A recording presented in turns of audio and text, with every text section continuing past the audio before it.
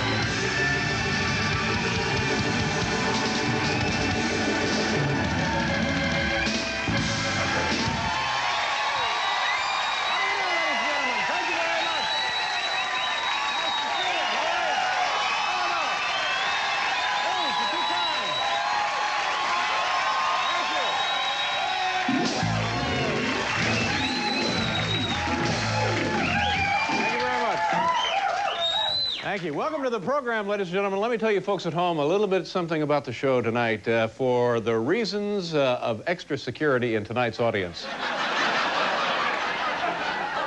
We are, tonight in the audience, using the buddy system. We're kind of keeping an eye on each other tonight. You know, I'm confused. Everything in my life now has just turned topsy-turvy upside down, and I'll be honest with you, I had to check the TV guide this morning to find out if I'm supposed to be here tonight. I'm just nuts.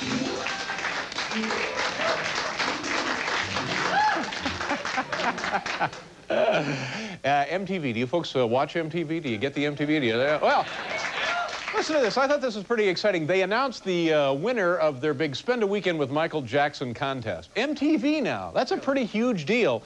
The winners of the MTV contest, I guess, get to spend a weekend with Michael Jackson. And I understand VH1, kind of their sister outlet, is running a contest now. You could win a ride around the block in Tito's Dodge Dart.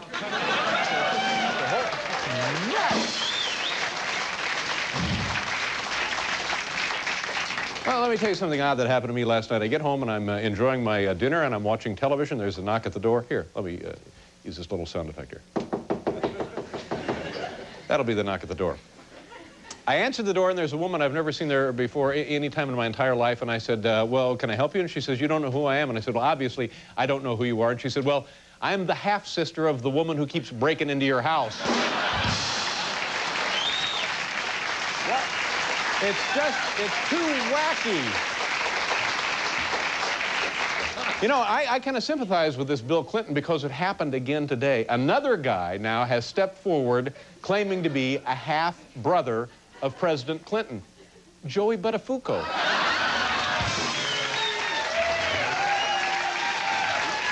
That's right. We've been saving the very best for the last. Ladies and gentlemen, we have a wonderful program. You seem like you're in a terrific mood. Thank you very much for showing up here.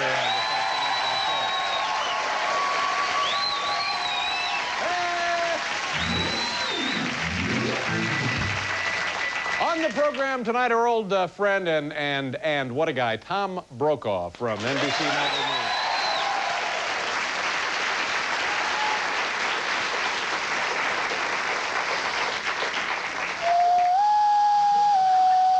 Do we have anything for this, Paul?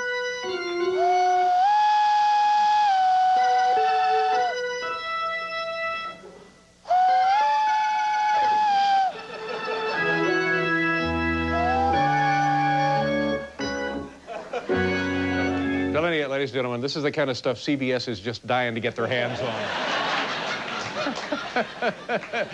Yeah, I seen the boy the other night. He did a kind of bird whistle sort of deal. That'll be good. That'll be good. And that boy making a bird noise. Also joining us on the program, 10,000 Maniacs. Give it for Paul Schaefer, ladies and gentlemen. Mr. Paul Schaefer.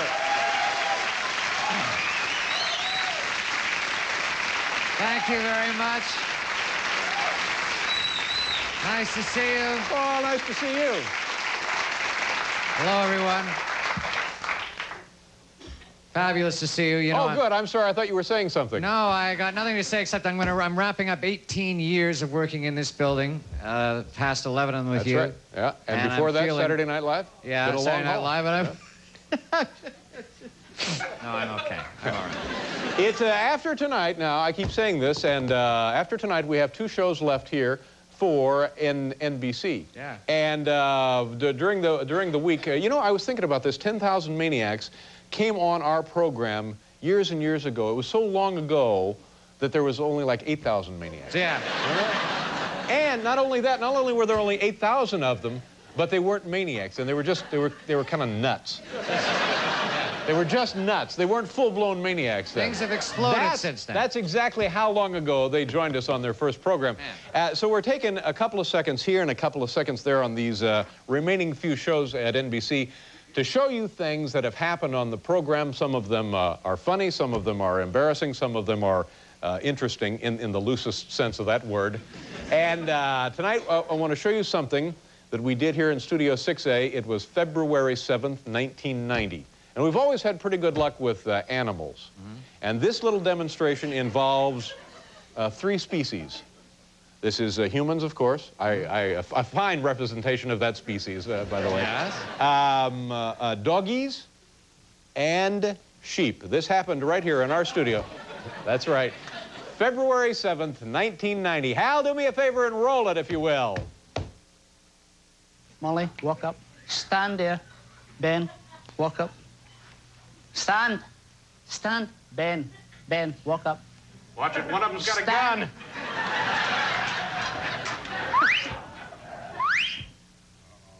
Oh, the sheep are getting worried. They sense a kidnapping. Another one of those Patty Hearst deals. Look out. Here they go. Oh. Stand. Stand. Ben. Here we go. Ben, walk up. Walk up, Molly. Walk up. Steady. Stand. Goodbye. Stand. Walk up. Walk up. Stand. Walk up. Walk up. Walk up. Take him Stand. down to the nightly news studio. Turn him loose in there. Look at those dogs. Stand. Walk up. Stand. Here we go. There's, get him in the elevator. Molly, walk up. Yeah, and don't come back. That's right, the sheep. You betcha. 1990, we had a studio full of sheep. You know, for the longest time, that was the only way they could get Willard Scott in and out of the commissary, too. No, Do you remember that? Terrible. It was unbelievable. That's a terrible thing to say. Well, you do what you Isn't have to that do, horrible? ladies and gentlemen.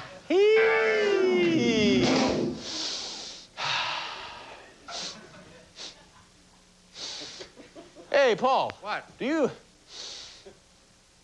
you smell frozen peas? I think I do, too. Oh, my God!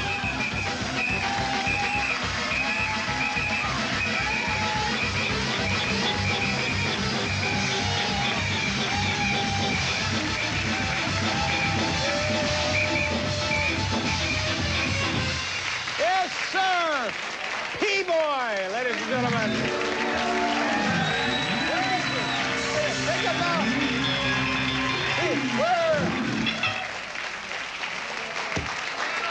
One more time, here he is.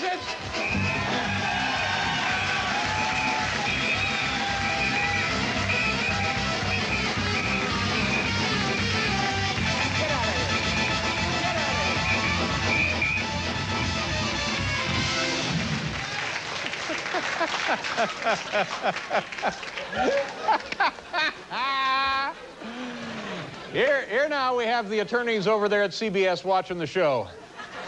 Yeah, see if you can't get that P-Boy thing. Gonna like how that looks. Every time P-Boy makes an appearance, certain members of the studio audience can be seen to do this during, as we fade to commercial. Oh, he could have put an eye out with these. We're going to, there they are right now. We have to pause here for a commercial. When we come back, our old friend Tom Browkaw will join us. Thanks for being here.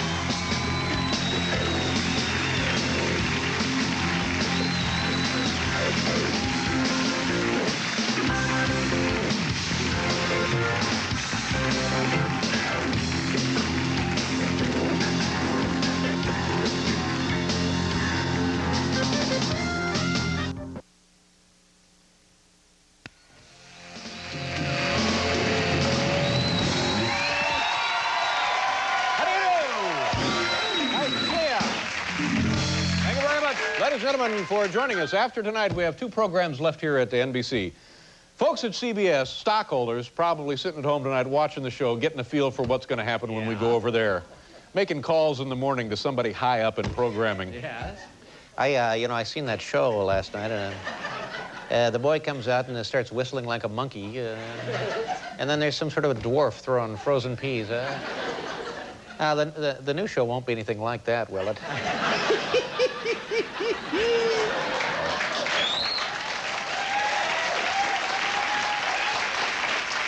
We have a great program tonight, ladies and gentlemen. Tom Browkaw, our old friend Tom Browkaw. That's right. How sad will it be now to leave the building where our friend Tom Browkaw has worked and been such a good friend to us over these years? Tom Browkaw, the NBC News boy, making his final appearance on the program. Also the 10,000 Maniacs, and like I mentioned last night, I understand they're breaking in a Maniac tonight, so it's actually 10,001 Maniacs. When people talk to you about the program, Paul, do they ask you about various guests we've had on the show? Often they do, yes. And what guests do they ask you about? They often ask about that guy, that actor. Can't remember his name. You know who I'm talking about, though. He was nutty. Are we playing charades or Pictionary now? Yeah, 2 words. Yeah. He came out, he thought he was going to be into the nuttiness of the show. Crispin Glover. That's the guy. That's right. Yes, that's what I was trying to think. For some reason, people think Crispin Glover came on the program and beat me to a bloody pulp. Well, he kicked you. Yeah, we get a lot of questions about it. He was a guest on this program July 28th, 1987. Hal, roll the videotape. Crispin Glover making his appearance on our program.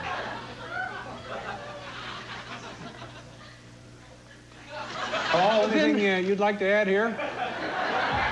And then another one, they said. You seem to be distraught. They don't. You seem to be distraught. People try to make me sound a lot weird, and I'm strong, you know. I'm strong. I can arm wrestle. Do you want to arm wrestle? No. I've been taking, I've been taking part. These aren't mine.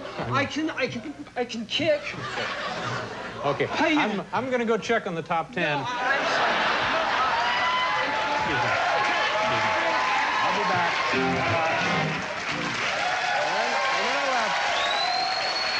I'm strong, I'm strong. I know. That's my favorite part. The thing that I like about that, as you see there, when I leave, he then sits down quietly and politely. Yeah, that's right. There's no more trouble once I'm gone. And then somebody else that people ask about a lot. Is there anybody else? Yeah, they always ask about Cher. Cher, that's Cher right. and Dave really hate each other. Yeah, the first night Cher was a guest on this program, May 22nd, 1986. Oh, and I think she and Crispin had the same hair, as I recall. Just so watch closely. Here now is Cher from May 22nd, 1986. Roll it, Hal. I know you didn't want to come on here for the longest time, so why finally, after nearly 4.5 years, did you decide to come on? You must have had a change of heart about something. No, actually, I don't know, because I thought that I would never want to do this show with you. Now, why? Now, let's explore this a little. Why? Because you thought I was... An ass. A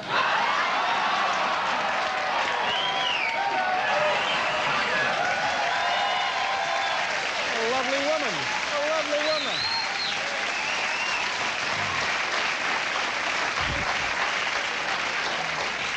But, you know, we settled our differences. We went out, we had coffee, and she couldn't be a more lovely woman. That's terrific to hear. And by the way, we've been fast friends ever since. The category of the top 10 list tonight from the home office in Oneonta, New York. Top 10 signs now that Madonna would make a good mother. I don't know if this is true or not, but allegedly there have been reports, that's certainly true, alleging that she may be pregnant, that Madonna might be going to have a baby. Yeah. Yeah, here we oh, yeah, like you'd know, sir. A guy jumping up taking credit for it. You're damn right she is.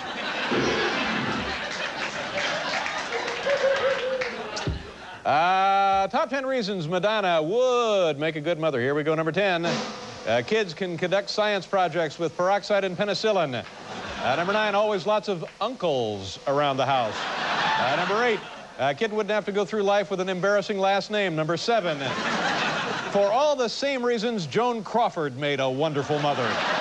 Number 6, bound to be better at parroting than movie acting. Number 5, We'll start College Fund with pay-per-view of Live Birth, number 4. You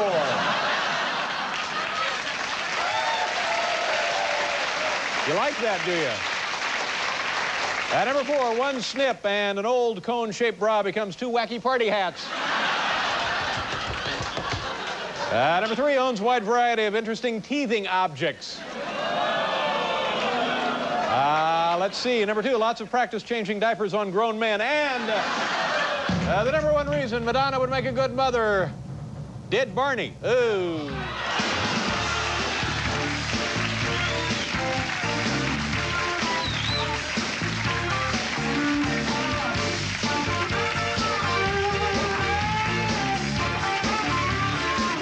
Yes, sir. You're right there with the Madonna music. Papa, don't preach. I'm keeping my baby. Nutty theme thing that I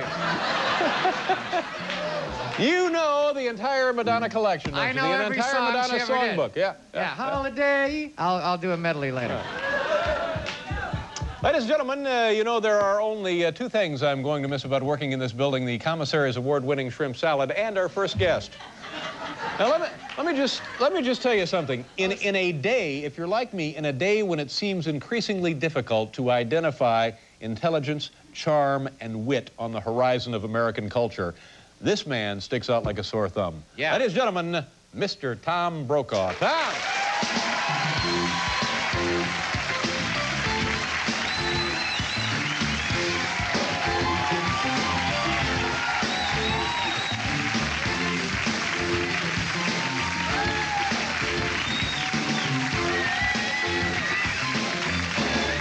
Mr. Browkaw. Nice of you. Very generous of you. Well, you look like $1 million tonight. You get yourself a little Italian suit going there, and you look great. Look like $1 million, 1/20th of your annual salary. Hey! Good one, Tom. Congratulations on the, I'm reading them at home on Sunday, and I'm looking through the New York Times, and I see what looks like a full-page ad announcing that your daughter is getting married, or was married over the weekend. Saturday. Congratulations. It was a great moment in our lives.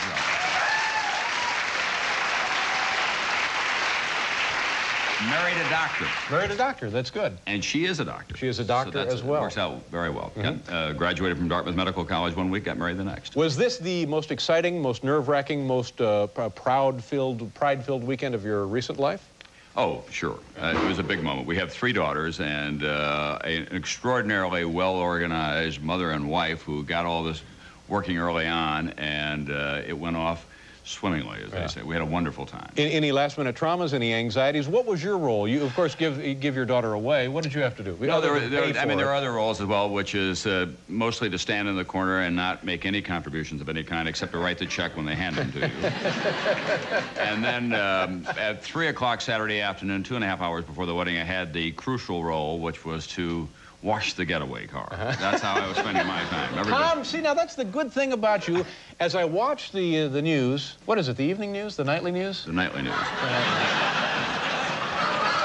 don't know. I don't have a head for details. I can imagine you giving us the news, factual, up-to-date, everything we need to know, and I also can imagine you washing your car. And washing yours as well, if you'd like. I mean, you drive a boat. Why don't you come on down and wash a few this weekend? In fact, I'll be doing, to pay for the wedding, I'll be washing lots of cars on the weekend. And how about the families? Had you known your son-in-law's family before? No, I had not before. And, I have a low threshold for tolerance for people that I don't get along with real well, and they eliminated any concerns that I had whatsoever. They're from a small town in Oklahoma, Claremore, not unlike where the Brokaws come from, in South Dakota. His dad is a retired high school coach. His mother's a librarian. Wonderful people. Nice people. We get along very well. Anybody get into the punch hard at the reception? Yeah, lots.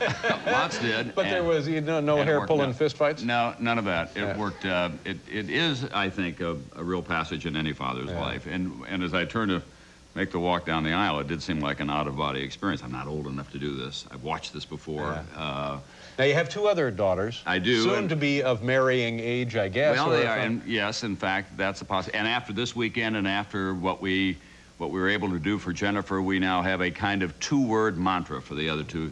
Las Vegas. Yeah. I Thanks a lot of weekend. See you, Tom. Right. Very, very thoughtful. Now, every time you're on the show, it seems to me like you have just come back from a rather exotic, exciting adventure, some vacation, or are planning one. Where are you now? Are you just back or getting ready to go? Back in the third world again, just back from Nepal. I spent 3 weeks traveling and then doing a trek. How do you get to Nepal? A long airplane ride to Tokyo, change planes, ride to Bangkok, spend the night, get up early the next morning and get on a flight to Kathmandu, and then spend the night there and then take a charter to a remote mountain valley where we jumped off the charter and started walking long ways uphill for 5 days to get to a new area, or an area that just opened up called Lo Montagne. Did you stay at the Marriott there? Marriott. Marriott's still under construction in Lo Montagne. No, Man, it's pretty just primitive. getting there is exhausting to me. That's unbelievable. Yeah, you kind of at the end of 3 weeks after, you know, the latrine takes on a certain familiarity, and you think, oh, you know, I can probably afford first world plumbing now. Why don't I go try that? But what is it like? What do you see when your eyes and your head clear? What is it? What are you looking at? Where are you? What is the experience there? Well, I mean, it's for one thing, you don't see any Marriotts, which is kind of comforting, or any other sign of modern civilization. And this walled city that we eventually made our way to is 1,000 years old. They just opened the area 2 years ago to outsiders. I think we were like the 300th Westerners ever to have gotten there. It's the Tibetan culture. It's right on the Tibetan border. So, I mean, it is this exceptional place. It's like walking through a combination of the Grand Canyon and Monument Valley and Bryce with Annapurna looking down on you, the Himalayan range. On the other hand, we go to all that trouble. We get there. You know, we're kind of filled with a sense of awe of how much we've done to get to this exceptional place that we've all known about for a long time. And at 5:30 the next morning, I awaken thinking I'm in Lo Montagne, and I hear a native's voice just outside my tent saying, "Good shopping today." And I poke my head out, and there he is with a blanket full of trinkets, trying to sell his horse blankets and other things. Phony Rolex watches, that kind of stuff? Yeah, that's right. Had the briefcase open, and he had a Gucci scarf right there ready for me. You know, I got a couple of weeks off, I think week after next. You know, I'm going to... Going down to Action Park. Spend the weekend there. I had an unbelievable experience. I was on the trail, on the way out, actually, of Lo Montagne, and I ran into Larry Tisch of CBS, who will be your new boss. Sure you did. And I... Of course you did, Tom. And I said, gee, Mr. Tisch, what are you doing? And he said, I'm helping Dave move. And we... You had a picture of him. I got a picture of him. All right, let's see this, Hal. There he is. Wow. Well, working his way up the trail. Glad to see everyone is doing their part for the new project. We're going to do a commercial. We'll be right back with Mr. Browkaw.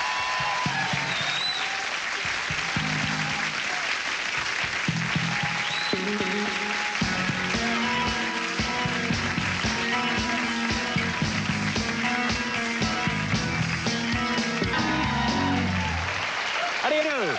Tom Browkaw, 10,000 Maniacs. There's a show. That's all you need right there. You get yourself a show. Now, you're just ready to go on and tell people the news of the evening, aren't you? I am indeed, and we'll miss you around the building for many reasons. Really? We really will. I honestly don't get the sense people will miss me. No, not true at all. Among other reasons is that we get to watch you at 5:30 in the evening instead of having, now you're going to make us stay up until 11:30. But you'll come and see us at the new show. You can. I mean, the network will let you come visit us there, won't Well, they? if you invite me, of course they will, but You know. it's crosstown traffic and all that. Oh, yeah. Finding my way through that mob of people. You can get to Kathmandu, you can't make it up to 53rd and Broadway. Man. Well, if you arrange for good shopping just outside my tent. There's wonderful shopping outside Listen, your tent. the maintenance people here stopped me on the way in, and you're not going to get the security deposit back. I know. I haven't taken very good care of the place. They said something about that life-size Vanna White inflatable doll melting into the shag rug or whatever it was. I don't know. Tom, let's knock off the hijinks here and get serious.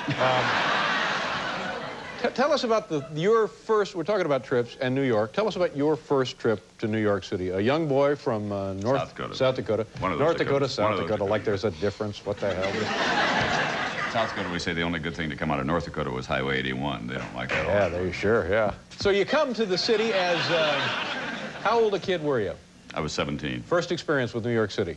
I was governor of Boy State in South Dakota, and I was asked to come in and appear on a quiz program with the governor of the state at that time, Joe Foss, who was World War II hero and first commissioner of the American Football League and all that. And we came to appear on something called Two for the Money. This was a popular quiz show of the day? It was. Herb Schreiner, and that summer was Sam Levinson. Herb Schreiner's an old Hoosier. That's right. Sam Levinson was running. Anyhow, they put me up to this Fleabag hotel over in Times Square somewhere, and I was... Now, what was the name of the hotel?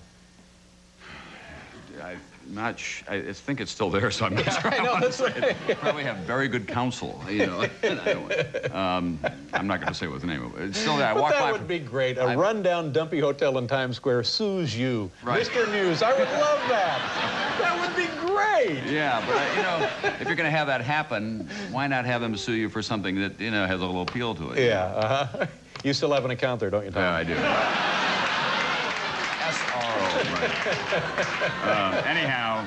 Anyhow, I go over there and I meet with the writers. We do all this stuff, and I'm kind of semi-paralyzed with fear because it's live television in those days, and you got to go on and do this thing. I figured it's probably going to be about politics, and I was a junkie even then.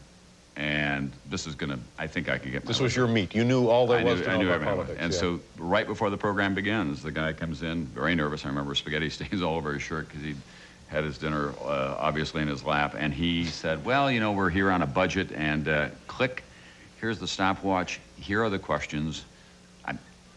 Statute of limitations must have run out of this, man. So he gives you fixed. It was fixed to the hilt. That's right. Before a certain time, they were most of them rigged, weren't they? Right, they were. And then somebody blew the whistle on them. We could have broken the bank because they were asking these kind of sappy political questions, all of which we knew, and we had to build in laugh lines and take time, and, as opposed to this program. We had to build in laugh lines. Hey, what are you saying, Tom? What the hell? But now, wait a minute. It's the governor of your home state. Well, and you're the governor of little boy state, your little kiss-up job there. Right. And total tank, you know, no moral barometer whatsoever. Is that right? Whatever it takes, we'll do it. Absolutely. $612, I'm very happy. But now listen, I think you can see if we superimpose this over a young candidate from Arkansas, if this kind of thing had shown up on that man's record, oh my God, we'd never heard the end of it, would we? No, I probably not. Yeah. And that's what's kept me from being president of the United States. Oh, Tom, you know, one day we were down here in rehearsal, and you mentioned that you can watch our show during rehearsal. Right. And as we actually tape it while you're in the newsroom. Oh, and you can watch we can watch your run-through and your actual news show. And one day, we had the monitor on here, and I just happened to look up, and I saw you. Roll that videotape, Hal. This was about a year ago. There you are. You're getting ready. You're concentrating very hard, and then I look away. The next second, I look up again, and what is this, Tom? Look, you're frying. You're frying bacon.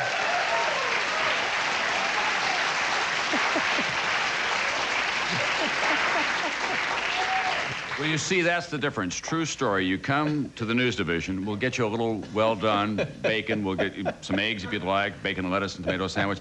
In the green room here tonight, freeze-dried crickets are being served, even as we speak. That's right. True story. Ladies and gentlemen, Tom Browkaw, the only anchor man with laser vision. Tom, thank you for everything.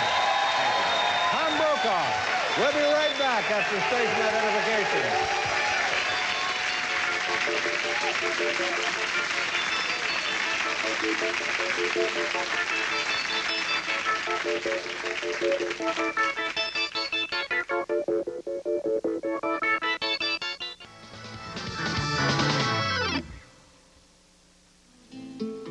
Esta semana, en los problemas de la vida cotidiana, el doctor Suárez tiene malas noticias para Isabel. ¿Tiene alguna noticia para mí, doctor Suárez?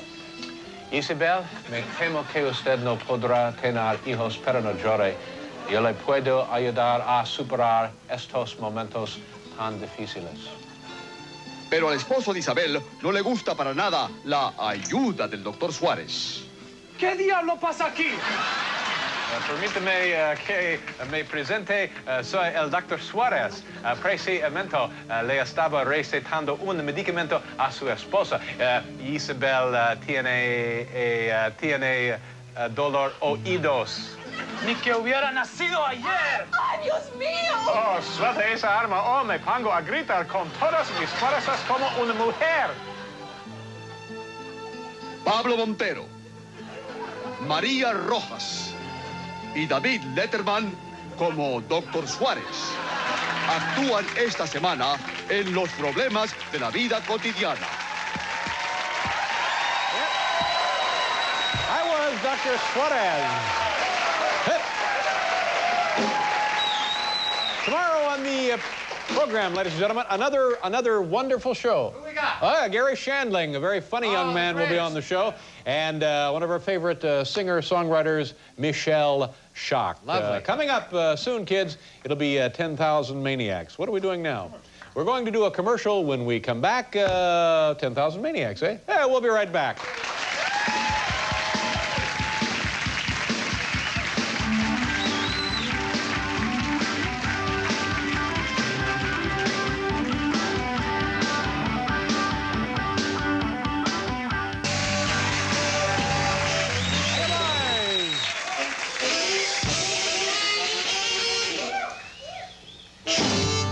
Knock it off. We're trying to study. Oh, sorry.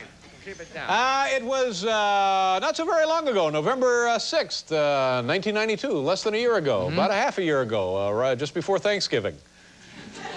You know Marv Albert, NBC Sports, Marv Albert, the guy who just did the big NBA Finals here on NBC. Love him. Mr. Basketball, voice of the Knicks, voice of the Rangers, voice of the Seattle Mariners, voice of the Brewers, voice of the Yankees, really. voice of the PGA, voice of the LPGA, voice of the PBA, Mr. Sports Marv Albert.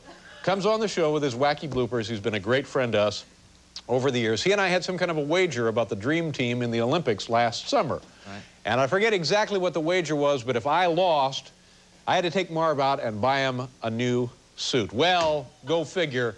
The Dream Team won the gold, and I had to buy Marv a brand new suit. Roll that, Hal, November 6th, 1992. This man's name is Ish Rivera. Ish, how are you? Yes. You know Marv Albert. Yes, how are you? Voice of the Knicks, voice of the Rangers, voice of the Mets, voice of the Yankees, voice of the Reds, voice of the Braves, voice of the Olympic hockey team. He does some cab dispatching on the weekends. I'm gonna try on hats while you're doing this, Marv. You ever seen that show on CBS, The Hat Squad, Marv? Have you seen that? It was about three guys that were orphaned, placed in foster homes, and the foster family, all they could afford was hats for them. A lot of old guys. You see a lot of old guys with this. What do you think of this, though, Marv? All your own? I have an enormous head. You know why? I have an enormous brain. You know, we could give that Curtis Sliwa a run for his money. we could go out defending the honor of innocent bystanders.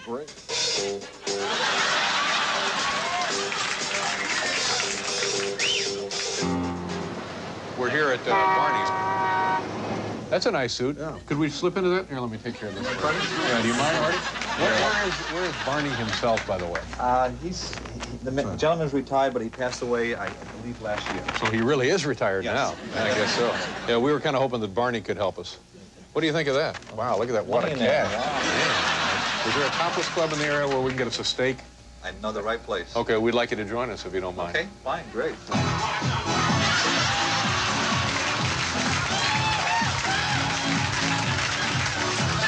$795. $800. What do you think? I was thinking a little bit steeper price. Oh, you want a little more? Oh, sure. Brush right up against $1,000. Is that what you're talking about? Exactly. All right. Yeah. Can we get a guy over here with some shoes? See, I'll tell you what I'm looking for is something simple, high quality, like a penny loafer or something like that. Right. Nothing too, you know what I'm saying? Nothing too... Okay. You know what I'm talking about, right, Mark? It's Dave Letterman as Ed Norton. Marty, you didn't ask us about the berets. You didn't say, why are you and Marv wearing berets? That's what I'm trying to figure out. You have any idea why we're wearing berets? French Day? No, Marv and I are fighting crime on the subway. Is that right, Marv? Yes, Dave.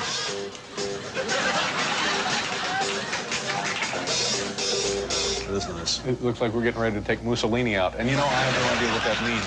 I'm not even sure that that's a joke, but don't we look like we might be ready to take Mussolini out? I don't know. Is that even a joke? Try it. Say that. It looks like we're getting ready to take Mussolini out. Say it, Marv. Come on, just try it. I'd like to take a little in on yours. Maybe about an inch there. If you do a right job of looking for some Christmas help, maybe you could come on over. Okay, great. Perfect. Marv, when he does the inseam, he's going to ask you to turn your head and cough. What do you think, Marv? Yes. This is the suit for you? Yes. You really like this one? Come on, you really like this suit? Wait a second. I said 2, and that's... Try it again. You really like this suit, Marv? Yes. All right, good. Thank you.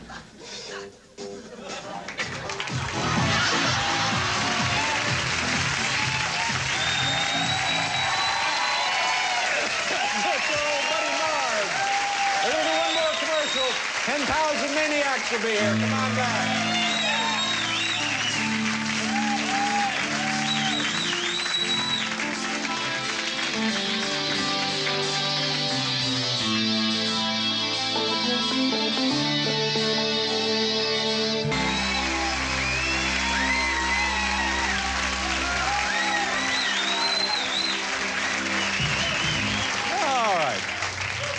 I think this is going to be very nice. I'm very, very excited, very happy to have you back with us again tonight. Over the years, our next guests have made some wonderful appearances on this program, and we couldn't be luckier for it. Ladies and gentlemen, please welcome back 10,000 Maniacs. Here we go.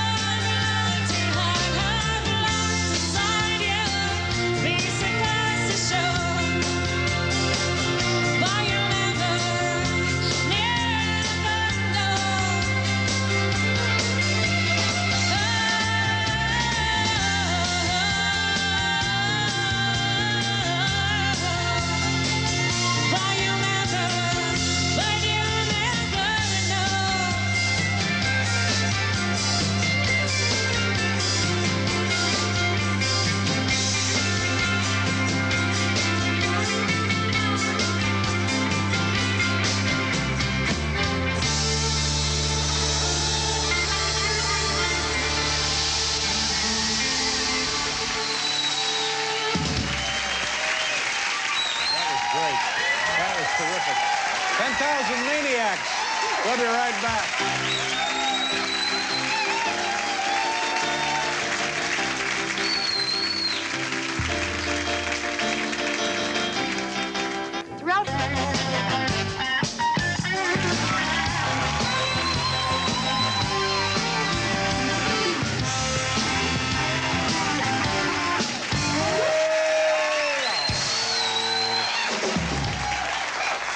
telling you, those 10,000 Maniacs are unbelievable. They're that great. was great. Didn't it make you feel nice? Yes, beautiful. Yeah. Beautiful sound. Sounded terrific. That album must be sold like 10 million or something. It's a really? killer album, yeah. But it's clear. 10,000? It's clear they need psychiatric help. Well, they're maniacs. They're nuts. They're maniacs. They are They're insane. Get some counseling. Get into a support group. I'm trying. I tried and tried with those kids. I tried. I begged them. Get counseling. Get help. Ladies and gentlemen, what do we have? We have 2 more programs left here at NBC. My thanks to the musical group that was just out here, 10,000 Maniacs. They're terrific and always have been terrific for us. And somebody else who's always been great for us, our good friend Tom Browkaw. 2 more programs, ladies and gentlemen. We'll see you tomorrow night. Thanks for being here. Bye-bye.